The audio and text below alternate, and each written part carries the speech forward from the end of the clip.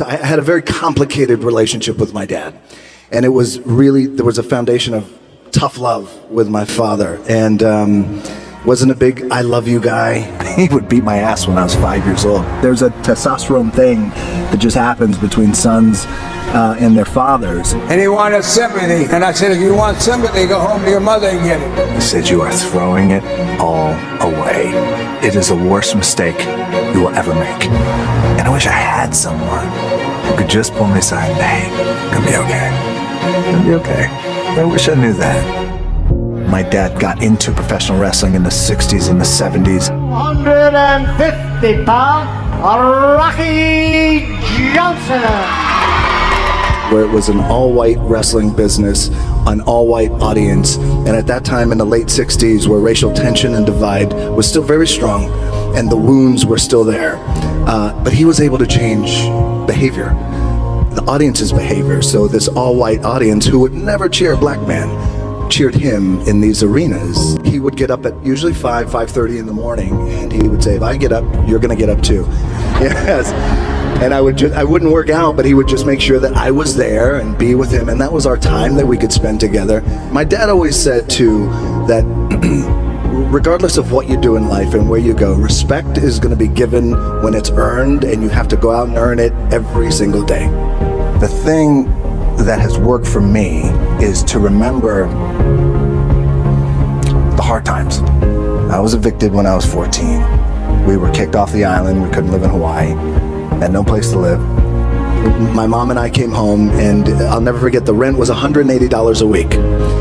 And there was an eviction a week, and there was an eviction notice on the door. And it was the final eviction notice. My mom started crying, and I never forgot in that moment. It was a seminal moment for me because I felt like I never want to be in this position again.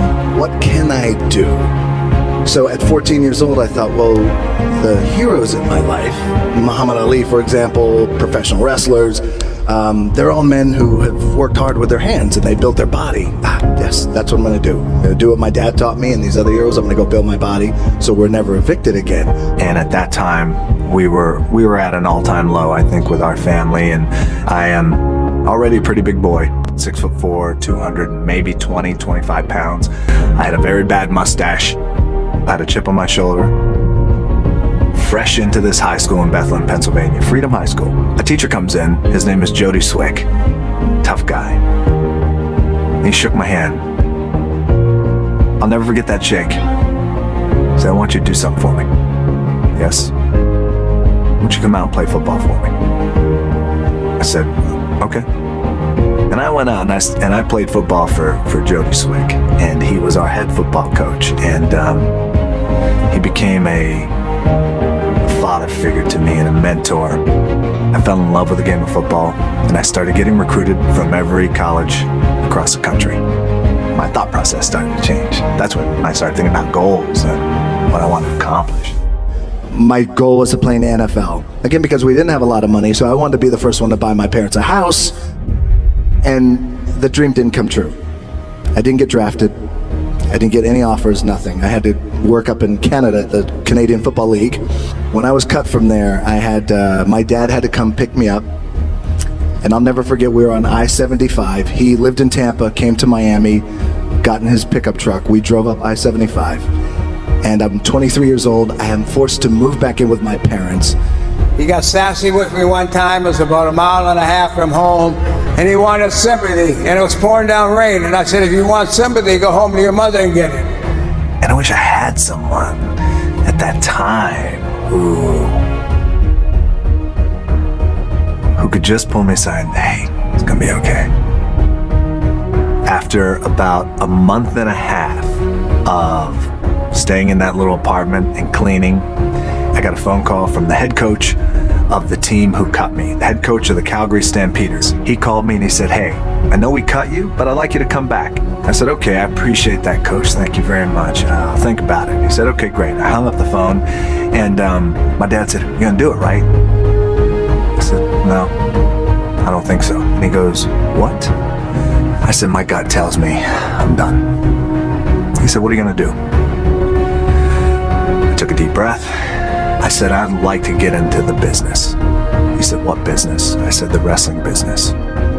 He said, you are throwing it all away. It is the worst mistake you will ever make. He said, you're ruining your career. At that time, we were living in a small apartment in Tampa, Florida, and he said, look around.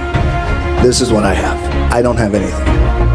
And I don't want that for you. I said, maybe I'll be no good. But I feel like in my heart I have to do this. Oh, you get goosebumps listening to this crowd. I was the hottest heel in the company.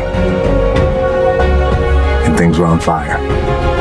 Correct me if I have anything wrong. You bought your mom a house for Christmas. I did. 1218.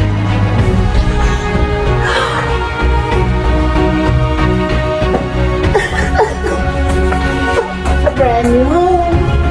Happy Quantum. Just so cool to buy her a house And you bought your dad a house too. I did. I bought my old man a house too. So that's the greatest thing ever, right? To buy your parents a house. Yeah.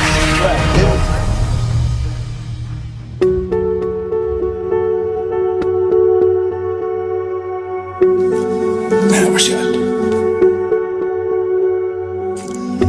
wish I had one more shot, just to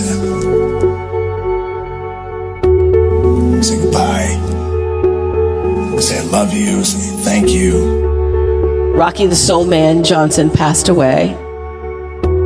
He passed away on January 15th, and we just buried him a few days ago. And I didn't get a chance to say the things that I wanted to say, or I wish he would have said the things to me, the important, critical things that anchor us that I didn't get from him. But then the birth of a child and what that does, and the lens perspective that just shifts, it's the greatest thing that I have ever experienced in my life. My daughters taught me how to be more caring and more sensitive and more selfless. Yeah. My dad loved me with the small capacity in which he was capable of. So the relationship that I had with my dad was a relationship that was appropriate at that time. My dad was on his own when he was 13 years old, homeless and in the streets. It just gives me a real perspective now that I'm older and a dad myself on the tough love that I got. So because for years, and I know a lot of my friends, a lot of guys out there, there's a testosterone thing that just happens between sons and their fathers. Very important to heal, to make sure that we come back to a gratitude for what I was able to have with him. What the Soul Man, my dad, was able to accomplish during his career was no small feat. I remember night after night watching him perform all over the country, being awed by his quickness, by his agility. He was an amazing performer. And for Dwayne, for everything you've done for me. You made me proud. I continue our family wrestling legacy. But I will say this from the bottom of my heart, and I love him very much. He's my son, and he always will be. And I'm very proud of him.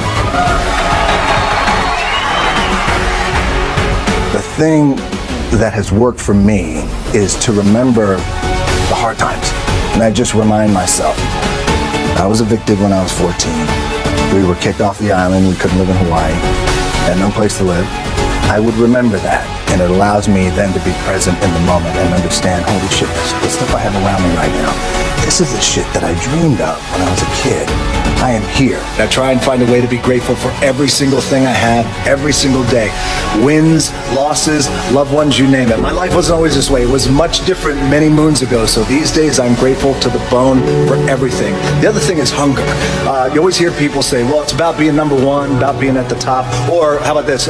You're always going to find somebody out there who's going to work harder. Well, I don't know that. That might be bullshit. But I know no one is going to be hungrier than I am. It's one thing to be hungry. It's another thing when you're starving for greatness and starving for success. And I love that because it immediately clicked. It's in my DNA. I know what it's like to operate every single day, regardless of the success that I've been a lucky son of a bitch to achieve.